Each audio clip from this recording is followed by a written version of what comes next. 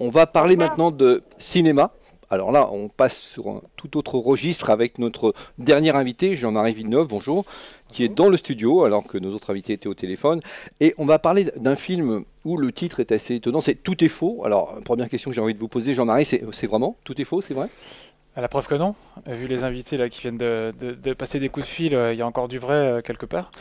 Mais effectivement, on a le sentiment de se balader de plus en plus dans un monde de faux, à l'intérieur duquel plein de choses, on peut parler de plein de choses, quoi, hein, du politique, justement de la société de consommation, même si c'est pas la thématique forte du film, la société de consommation, on en parle un tout petit peu, mais Alors, on va parler de la thématique forte du film. Avant, peut-être parler du réalisateur que vous êtes, parce que, il faut le dire, vous n'êtes pas un homme de cinéma au départ, vous étiez un homme de scène, vous faisiez un ouais. one-man show. Peut-être on va en parler 3 secondes. Et puis, comment cet homme-là, qui un jour se dit, ça suffit les planches et maintenant je vais faire du cinéma, sans moyens, on en reparlera, et fait un film avec 2000 euros. Enfin bon, voilà. Donc, qui êtes-vous finalement, Jean-Marie Villeneuve? Parlez-nous un petit peu de vous. Alors je suis de Bretagne déjà, ça c'est marrant parce que j'ai le Encore, hein? sentiment qu'il y a beaucoup de Bretons dans votre sur votre plateau. Voilà, bah en fait j'ai commencé en tant qu'étudiant à faire de la scène, donc du one man show, qui était même du two man show, parce que je jouais avec un ami là, d'Ivan Cam City Det. Et donc j'écrivais des sketchs, donc rapidement l'idée d'écrire des histoires plutôt drôles est venue. Je pense que j'ai une vision un peu de dérision sur les choses assez régulièrement, voilà, sur la vie en général. En fait, ce sentiment de toc, je l'ai depuis longtemps, donc c'est plutôt généralement par l'humour que j'absorbe ce monde qui me semble souvent un peu absurde. Et voilà, ça a duré 2-3 ans, ça valait ce que ça valait, c'était en Bretagne. On avait un spectacle qui s'appelait Je suis trop. Puis un jour, bah, j'ai arrêté parce que la vie fait que des fois on s'arrête. J'ai passé un CAPES de prof, de documentaliste, parce qu'il y a un CAPES pour ça. C'est un métier d'ailleurs que j'exerce toujours à temps partiel au lycée de Bobigny. Et puis en 2007, donc ça faisait 4 ans que je faisais plus rien concrètement, j'ai eu un espèce de réveil de me dire ouah, mais je crée plus, faut que je m'y remette. Et le courage de remonter sur scène, parce que le one man show, je crois que c'est le truc le plus terrorisant de l'art. C'est être en plein projo avec ce devoir de faire rire les gens qui sont en face, c'est assez terrifiant. Et à ce moment-là, j'avais perdu un peu cette insouciance étudiante qui me permettait de le faire. Et aimant le cinéma, sans être un gros cinéphile, aimant le cinéma, je me suis dit, tiens, je peux peut-être raconter mes histoires par un autre média. C'est pour ça, à la base, je considère toujours que je suis pas un monsieur cinéma, dans le sens où je l'ai plus utilisé comme média, j'aurais peut-être pu faire de la BD si j'avais su dessiner. Euh, voilà, et puis donc j'ai commencé à tourner des premiers petits films avec un caméscope, avec téléphone portable, entre 2007 et 2010, on va dire. Voilà, puis bah, après, à force 2, à force 2, à force 2, ça finit par avoir un peu une cohérence, quoi, ce qui se faisait, donc des courts-métrages plutôt, et quelques clips. Et en 2012, bah, à un moment, je me suis dit, bah tiens, ouais, peut-être qu'aujourd'hui, je suis capable de raconter une histoire encore plus longue, sur 1h20. Et ayant toujours travaillé sans le moindre centime, j'ai aussi acquis une espèce de savoir-faire artisanal qui fait que oui, je me suis dit, mais oui, on peut tout à fait faire un film long avec rien, et un peu de créativité, et puis pas mal d'énergie quand même. Oui, j'imagine. Et voilà, ça a amené jusqu'à ce film, Tout est faux, que Un j'ai... film avec de vrais comédiens, il faut le dire, Ouais. projeté dans des vrais cinémas. Il est projeté actuellement au Saint-André-des-Arts. Mais alors, quel est le thème de ce film, hein? Tout est faux. Ça parle de quoi? Bah, enfin, il y a plusieurs thématiques. La première, je dirais que c'est comme, c'est un film sur la solitude d'un personnage dans une grande ville. Donc il y aura quelque chose qui rapprocherait un peu mon film de Taxi Driver, par exemple, dans ce genre de thématique. Bon, dans Taxi Driver, c'est quelqu'un qui revient du Vietnam, mais je pense que Taxi Driver marcherait très bien même s'il revenait pas du Vietnam, quoi. Mhm. L'isolement d'un individu dans une grande ville et à la recherche plus ou moins d'un sens et d'exister tout simplement, quoi. Donc je dirais que c'est avant tout un film sur le problème existentiel. Après, c'est un film sur un peu sur la communication. Mon personnage a une incapacité à communiquer, à se faire entendre. Que ce soit les séquences où il est dans un bar avec une femme qui parle beaucoup au téléphone, il a beaucoup de mal à interrompre ça et à être dans le présent avec elle et de s'exprimer. Dans le contexte politique aussi des élections présidentielles, parce que ça a été donc tourné pendant les élections en 2012, il y a même une séquence en plein meeting de Sarkozy. Bah là, c'est vrai que je profite un peu de ce personnage pour le rapprocher un peu de moi, même si aujourd'hui je suis pas seul comme ce personnage. Ce sentiment un peu d'impuissance face à quelque chose d'inéluctable, quoi. C'est-à-dire encore cette espèce de duel final PS UMP qui risque de se transformer d'ailleurs la prochaine fois. Enfin, j'en ai bien peur. Je sais pas qui sera face au FN, mais il y a quand même beaucoup de chances qu'il soit au second tour. Donc, et on est là à se dire c'est incroyable, ça tourne mal, et pourtant on ne voit pas du tout comment intervenir, comment crier. Et le film parle pas mal de ça, quoi. Il finit par s'acheter un mégaphone, ce personnage, dans l'envie de hurler quelque chose, et finalement ça sort pas. Donc c'est aussi pour témoigner d'une espèce de sentiment d'impuissance alarmant face à des choses qui me révoltent, mais qui révoltent de beaucoup de gens en fait. En fait, c'est sur le problème de... Moi, je l'ai pas vu le film, donc je vais en profiter par rapport à vos explications. C'est un film sur le problème à communiquer, à échanger dans une société ultra communicante. Oui, alors oui, voilà, c'est ça, ultra communicant, disons qui est parti qui a tous les outils, qui a tous les objets pour communiquer. Qui a beaucoup d'outils pour communiquer, voilà. Mais qui en même temps fait que cette surcommunication devient un peu du vent, quoi. Le titre Tout est faux, ça englobe aussi cette idée-là, quoi. Tout est faux, c'est justement, je voulais y venir, tout est faux. Pourquoi ce titre ?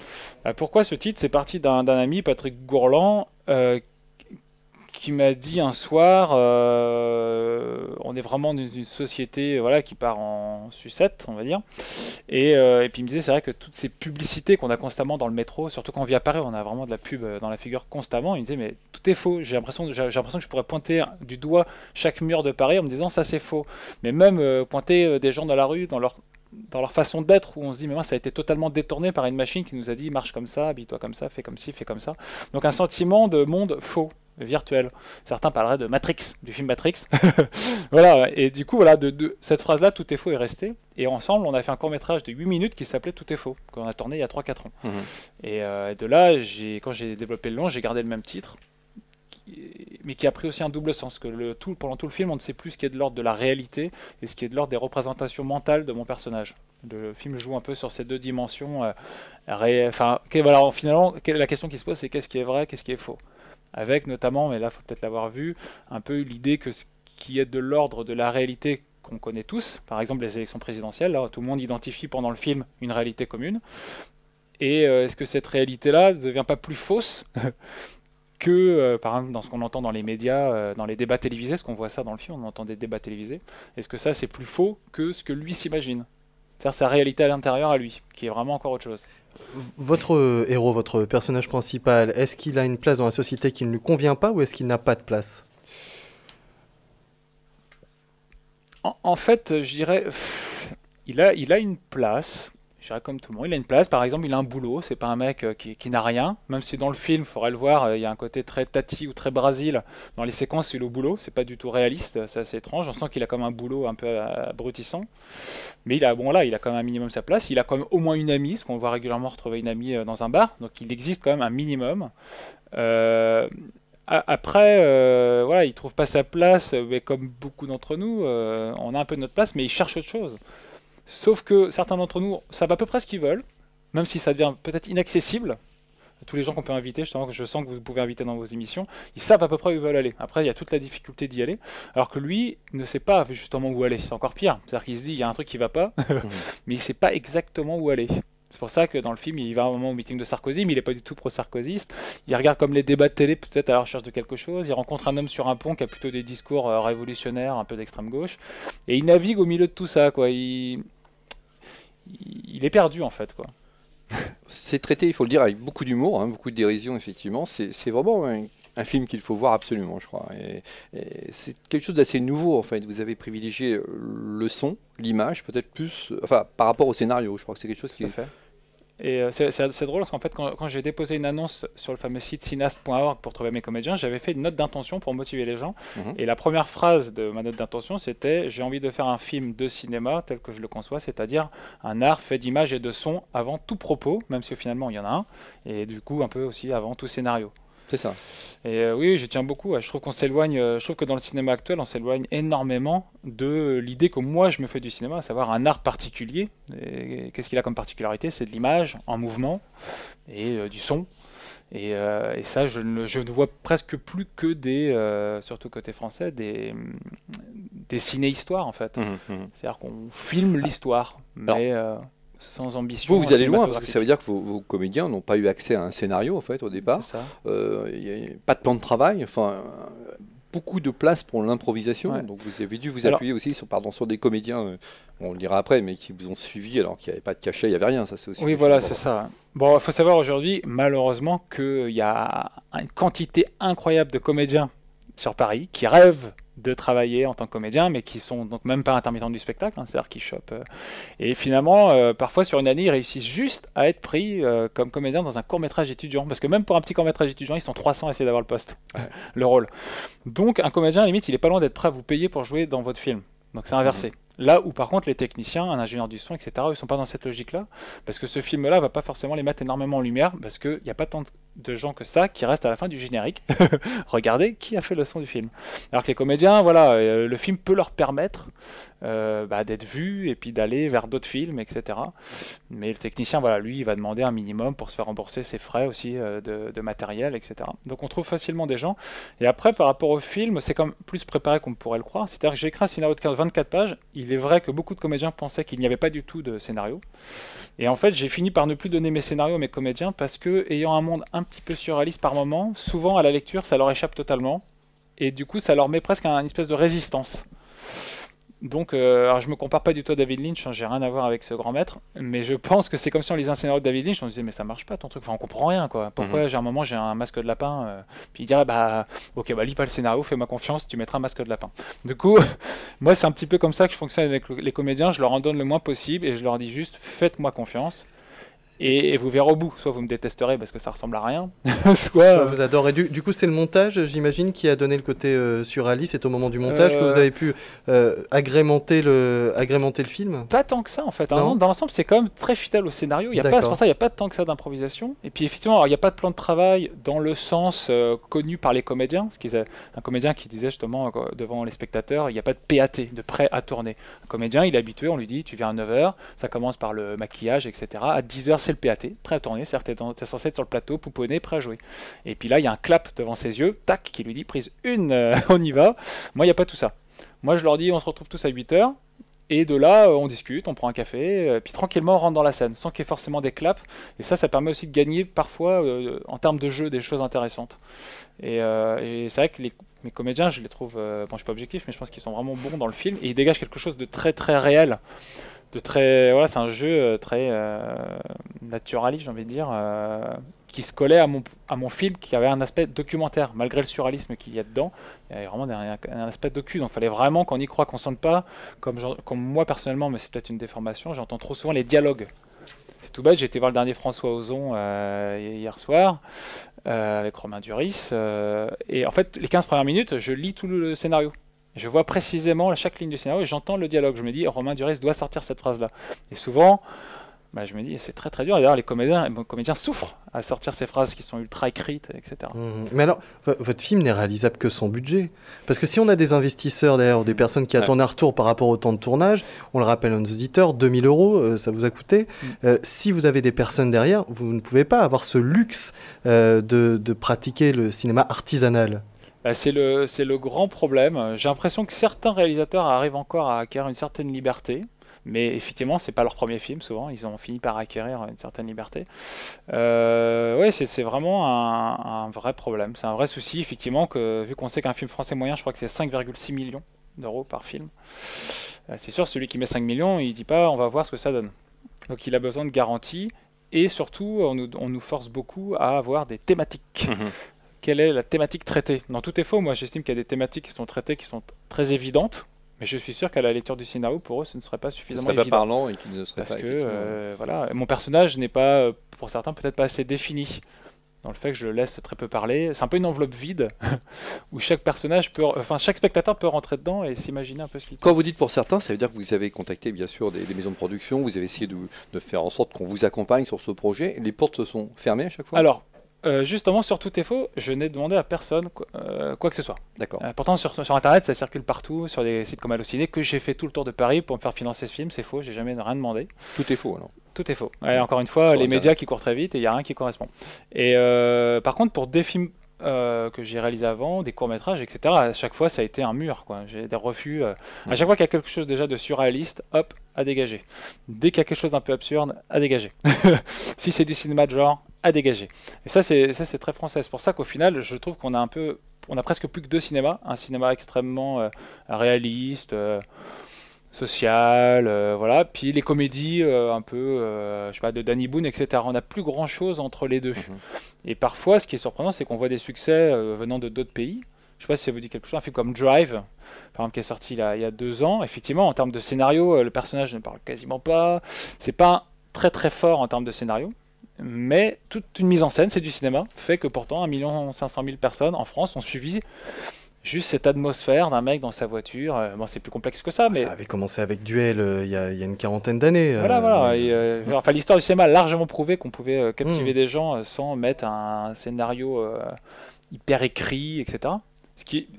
Idée que je ne rejette pas en soi. Moi, j'ai d'autres scénarios que j'ai essayé de faire produire qui font 100 pages, qui sont beaucoup plus à dramaturgie classique, avec des rebondissements, avec un personnage ayant un objectif fort, ce qu'on appelle la dramaturgie, quoi. Voilà, depuis Tout est faux, j'ai déjà eu d'autres rendez-vous qui m'ont été proposés, parce que des gens qui avaient vu Tout est faux disant super, venez nous voir, et tout de suite les réflexes reviennent. Je vais essayer de vous donner un tout petit exemple pour faire très court. C'est sur un scénario. C'est dans 15-20 ans dans Paris. Il y a beaucoup de SDF. On comprend qu'il y a de plus en plus de gens dans la rue. Il y a une radio d'ailleurs qui dit ça. On entend en fond qui dit que quasiment tout le monde connaît aujourd'hui quelqu'un qui vit dans la rue. Et il y a une espèce de travelling dans les rues de Paris. On voit beaucoup de SDF. Et l'un de ces SDF qu'on va suivre plus précisément, un mec d'une trentaine d'années, tombe sur une annonce d'un bout de journal qui flotte par terre, d'un rentier qui dit qu'il propose son toit et de quoi manger, un peu à vie, à un SDF, voilà, qu'il a envie d'aider un petit peu. Donc il va à ce rendez-vous, évidemment il est pris, je vous passe comment ça se passe, mais voilà. Et un jour, dans l'annonce, c'était écrit en échange de quelques services. Sauf que pendant 1 an, il lui demande rien. Au bout d'1 an, il lui dit, viens, je te mets dans une baignoire. Il le met dans une baignoire, puis il lui dit, tu te rappelles, je t'avais demandé un petit service, là. En fait, on y est, ce que je voudrais, c'est que tu tiennes 10 minutes en apnée sous l'eau. Donc le gars lui dit bah c'est pas possible, sachant que depuis il est plus du tout SDF quoi, il vit chez ce monsieur, il vit à ses crochets mais il vit plutôt bien. Et il lui dit c'est pas possible, il dit bah pourtant il va falloir que tu le fasses. Et là il lui met un flingue sur la tempe et il lui dit si tu remontes de l'eau, je retapisse toute la salle de bain en rouge. Donc maintenant il faut que tu tiennes. Et là du coup ce mec est un peu schizophrène, d'un coup il se transforme et en même temps qu'il le menace, il lui sort tout un discours sur le fait que sous menace, on peut aller chercher des choses extraordinaires en fait quoi. Et effectivement, le mec accomplit un exploit exceptionnel, il tient plus de 10 minutes sous l'eau, etc. Et après, du coup, quand même écœuré d'avoir été menacé comme ça, fuit de cette maison, mais 6 mois plus tard, l'hiver étant dur, il revient. Parce que finalement, ok, c'est un peu dur de vivre ça, mais c'est quand même mieux que vivre dans la rue. Et donc toute l'histoire se construit là-dessus, jusqu'à ce que ce personnage du SDF prenne conscience que sous menace, en fait, il a quand même des super pouvoirs. Et il en vient du coup à lui demander, en fait, de le menacer pour aller attraper une fille, pour aller attraper un boulot, etc. Et il va finalement aller trouver sa voie à lui sous menace. Bah, les producteurs, très vite, me disent oui, mais concrètement, il y a un truc qui marche pas dans votre scénario, c'est qu'on peut pas tenir 10 minutes solo. Et en fait, c'est tout le temps ça. Et je dis bah non, mais moi avec une peau de banane, si je la mets dans ma voiture, elle ne repart pas dans le futur. Et pourtant dans Retour vers le futur, une peau de banane en réservoir, ils retournent dans le futur, ils vont même dans le passé, ils font tout ce qu'ils veulent. Et c'est ça le cinéma. Moi je vais au cinéma pour...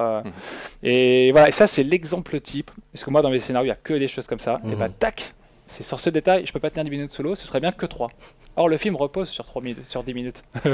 Avant de conclure et de donner justement les endroits où sont projetés le film, je sais que tu vas y arriver dans un instant, Christian. Vous seriez contre du coup avoir du financement pour tourner un film ou pas ? Ah, je suis pour. Vous aimeriez avoir du financement pour tourner un film ? J'aimerais, bien sûr. Mais ça va pas vous enlever de la... Je sais que c'est assez paradoxal parce que c'est bien d'avoir quelques moyens pour faire quelque chose. Le faire avec 2 000 €, c'est ce qui vous amène aussi ici aujourd'hui. Et c'est vrai que c'est magnifique comme expérience. Mais quand on a de l'argent, on a moins de liberté. C'est-à-dire que vous allez peut-être avoir un publicitaire derrière, ou l'impossibilité de développer des idées politiques ou autres. Je pense à Moki en parlant là actuellement, mais il a sa liberté parce qu'il n'a pas beaucoup de financement, mais il a acheté son cinéma. Du coup, il peut se permettre de diffuser ses films. Alors, est-ce que vous accepteriez d'avoir un gros budget pour tourner quelque chose ? Oui. Après, évidemment, je suis tout à fait conscient que l'expérience peut être extrêmement douloureuse. Voilà. Mais en fait, c'est marrant parce que j'ai dû longtemps répondre à quelqu'un autour de ces questions-là, sur l'idée que tout est faux quand on le voit. Si le scénario ne fait que 24 pages, alors que tous ceux que je propose depuis longtemps en font 100, c'est pas par hasard. C'est-à-dire qu'il est écrit entièrement de façon à pouvoir être filmé. Donc j'ai comme plein d'histoires qui, moi, me font rêver depuis toujours, qui ne peuvent pas être réalisées avec 2 000 €. C'est impossible. Dans Tout est faux, j'ai toujours que 2 personnages devant la caméra, je bloque aucune rue, je filme tout en pirate. Je rentre dans un cinéma, je fais une scène dans un cinéma, je rentre dans une laverie, j'ai pas les autorisations, j'ai aucune autorisation de rien. Donc, par exemple, j'ai un autre scénario que j'ai commencé à écrire, c'est l'histoire d'un prêtre qui devient champion de France de karting. Je vous dis que ça. J'ai plein de scènes en église avec centaines de figurants, j'ai des courses de karting, j'ai des trucs, c'est impossible avec 2000 €, quoi. Ou alors au prix d'une espèce de solidarité, mais peut-être j'y réfléchis, mais une solidarité presque départementale, quoi. C'est-à-dire plein de gens dans le département content de parler de ce projet. Pas. Ça vous permettrait de rester dans le même mode de... Pourquoi pas. Un film collectif, effectivement. Un film collectif. Et moi, voilà, et c'est marrant, c'est ce que quand j'entendais les indépendants, là, moi, en ce moment, c'est un truc qui me traverse un peu l'esprit depuis Tout est faux, c'est de me dire, bon, ok, ces films-là que j'avais en tête, ça semblait impossible, mais si j'arrive à réunir 50 personnes aussi débiles que moi, aussi tarés que moi, peut-être qu'à nous tous, avec toutes ces énergies, peut-être qu'on peut arriver au bout d'un tel projet. Christian Jacquiot. Je sais pas. Eh bien, malheureusement, l'heure est déjà arrivée de conclure. On est même déjà en retard, mais bon, c'est pas grave. Merci en tout cas, Jean-Marie Vinov. Je voudrais juste rappeler que ce film qu'il faut absolument voir parce que vraiment, c'est génial. Moi, j'ai vraiment adoré. Alors, je le dis d'autant plus que je connaissais pas Jean-Marie. Je suis allé au cinéma un samedi matin. Je lui ai dit, tiens, je me ferais bien un film. Je cherchais pas du tout son film, je l'avoue. Je cherchais un autre film. Je suis tombé sur le site du cinéma, donc Saint-André-des-Arts. J'ai vu Le Petit Pavé. Je sais quoi, Tout est faux. Je connais pas. J'ai cliqué. Voilà, et je suis arrivé dans la salle. J'ai vu le film. Je me suis levé rhabillé. Et puis, 2 hommes sont descendus en disant, non, attendez, partez pas. On peut peut-être vous parler. C'était Jean-Marie et puis l'un de ses comédiens et qui ont fait un petit débat comme ça improvisé à la sortie à l'issue de la projection et je suis vraiment tombé sous le charme de ce film et je me suis dit il faut absolument qu'on en parle et en plus c'est une expérience merveilleuse d'avoir fait un film avec seulement 2000 €, ce qui veut dire encore une fois que c'est peut-être pas à la portée de tout le monde mais ceux qui le voudraient en tout cas peuvent le faire. Jean-Marie l'a dit, il y a des scènes tournées avec un téléphone portable quand même et ça passe dans une véritable salle de cinéma, etc. Alors puisqu'on parle de projection, il reste encore quelques projections, je crois, sur Paris. Est-ce que mes dates sont les bonnes? Mais dans le fond, Jean-Marie, je vous laisse le dire. Les prochaines projections, donc au cinéma Saint-André-des-Arts, c'est 30 rue Saint-André-des-Arts, c'est à 50 mètres de la Fontaine Saint-Michel, à Paris. Donc le samedi 15 novembre, c'est ce samedi à 11h30, en sachant que à toutes les projections, je suis là à la fin. Le samedi 29 novembre, à 11h30, le samedi 6 décembre à 11h30, et donc il y aura une dernière date, le jeudi 18 décembre, et là ce sera en soirée, à 20h30, il y aura même un petit pot à la fin, donc ça peut être sympa.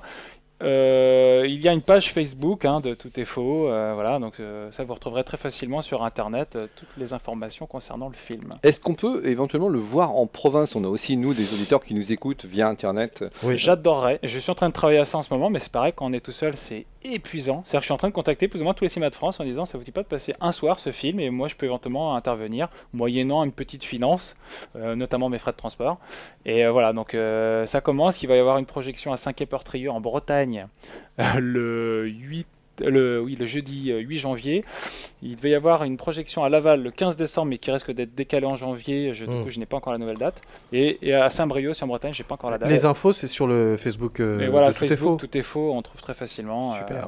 Voilà. Et puis, j'allais dire, aux spectateurs, après avoir vu ce film, bien d'aller trouver leur projectionniste en salle de cinéma et de dire voilà, j'ai vu un truc super, il faut absolument le projeter dans cette salle et inviter justement ceux qui détiennent des salles à projeter ce type de film. Et à réagir. Oui, tu voulais dire un dernier mot. Une dernière chose, en fait, je m'en voudrais énormément de ne pas en parler. Mon frère a un groupe de musique qui s'appelle Oscar Go. Je comprends que tu t'en voudrais de pas en parler, vas-y. Oscar Go, et en fait, il est totalement dans les thématiques écologiques. Voilà, donc ça ne parle que de ça, toutes ces chansons. Et Oscar Go.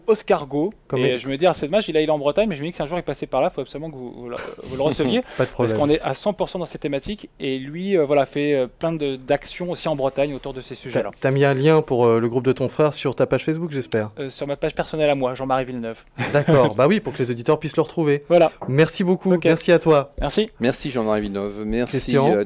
Vous qui nous avez écouté bien sûr et suivi, merci à tous nos invités. Donc on parlait de l'indépendante au début, on mettra bien sûr toutes les informations sur la page Facebook aussi de l'émission. Merci à Nature et Progrès et puis merci encore une fois Jean-Marie Villeneuve. Puis je vous invite à aller voir ce film et à nous suivre puisque cette émission va devenir mensuelle. Et merci à toi Alex qui m'a permis de faire et de réaliser cette émission.